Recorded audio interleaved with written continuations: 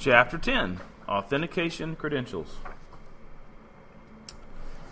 There are several types of credentials. One of them, or one kind, is what you know. This is normally passwords. In most systems, a user logging in would be asked to identify himself. A password is a secret combination of letters, numbers, and or characters that only the user would know. Passwords are the most common type of authentication today, despite their widespread use. Passwords have only weak protection. Password weaknesses center on human memory.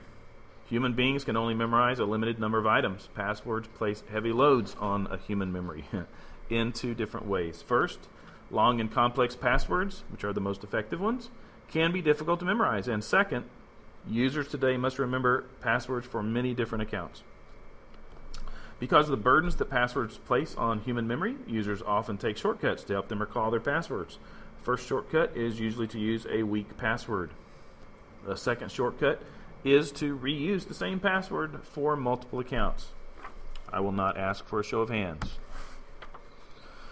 A variety of attacks can be used against passwords. Social engineering. We've talked about some of these. Passwords can easily be revealed through social engineering attacks, including phishing, shoulder surfing, and dumpster diving. Capturing. A keylogger on a computer can capture the passwords that are entered on the keyboard. Man-in-the-middle attacks can capture those things. Protocol analyzer can also capture some passwords. Resetting. If an attacker can gain physical access to a user's computer, then he can erase the existing password. Online guessing and offline cracking both try to figure out the password or break the encryption.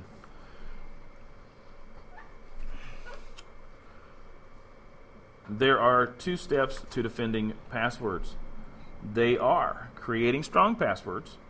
Some general observations regarding creating passwords are: do not use passwords that consist of dictionary words, such as the worst passwords in the top 10 list of 2013. Do not use birthdays, family member names, pet names, or addresses, or any personal information that someone could find out. Do not repeat characters or use sequences. And do not use short passwords.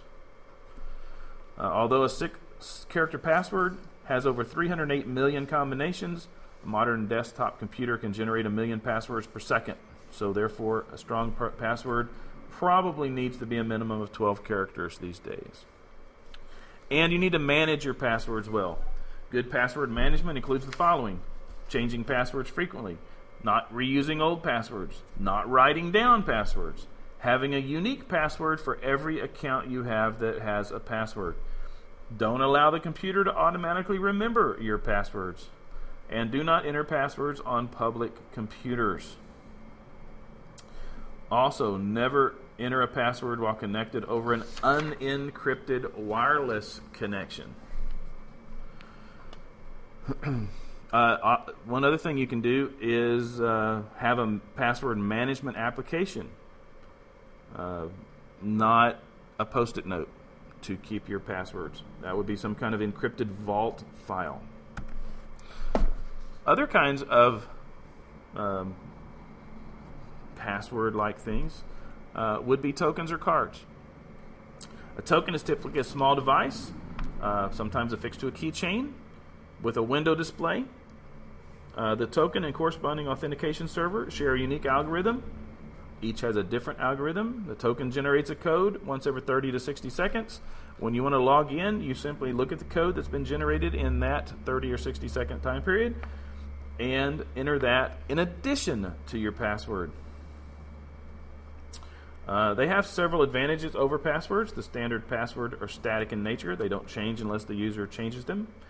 Tokens produce automatic changes frequently, called one-time passwords.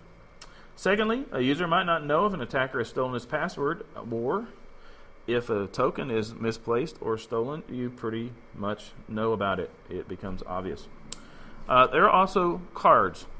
Several types of cards can be used as authentication credentials. A smart card contains an integrated chip that can hold information, which can then be used as part of the authentication process, used usually with a swiper.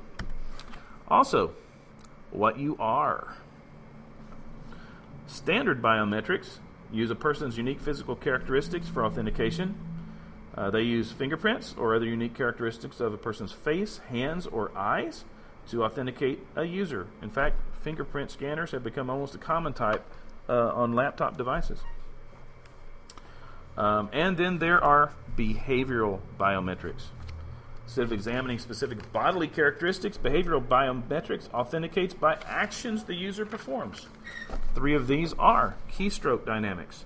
One type of behavioral biometrics is keystroke, which attempts to recognize a unique typing style or rhythm by a user. A study funded by the U.S. National Bureau of Standards concluded that a keystroke dynamic of entering a username and password could provide up to a 98% accuracy of identification of the person entering that name and password. Secondly, voice recognition. Several characteristics makes every person's voice unique. From the size of the head to age, these differences can be quantified and a user voice template created. And finally, computer footprinting. When and where does a user normally access his or her websites?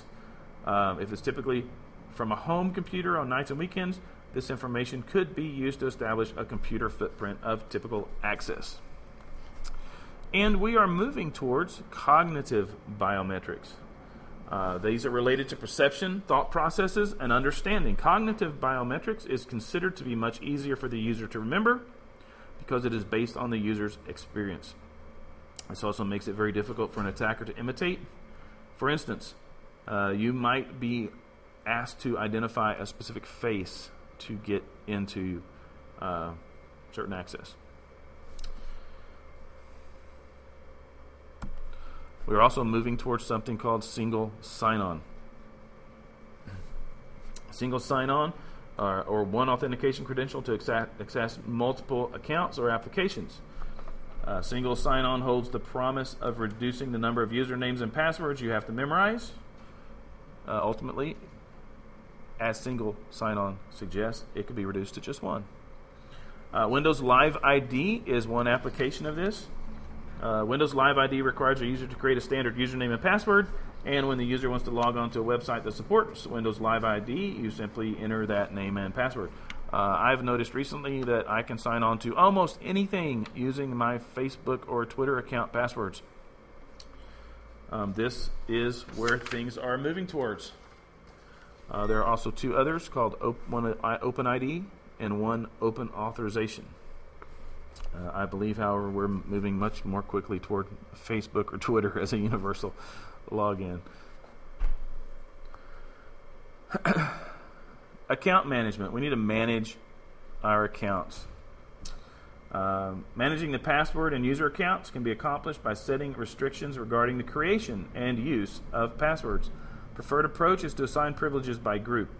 Microsoft Windows environment has 2 categories of group password settings. First category is called password policy settings. There are 6 common domain password policy settings.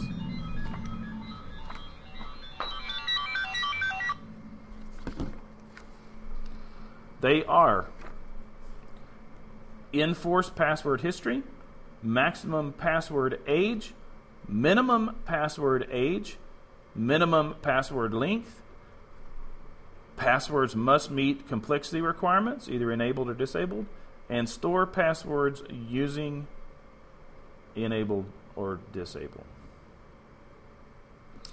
The second category is account lockout policy, which is an Active Directory domain service security feature. Lockout prevents logon after a certain number of failed logon attempts within a specified period.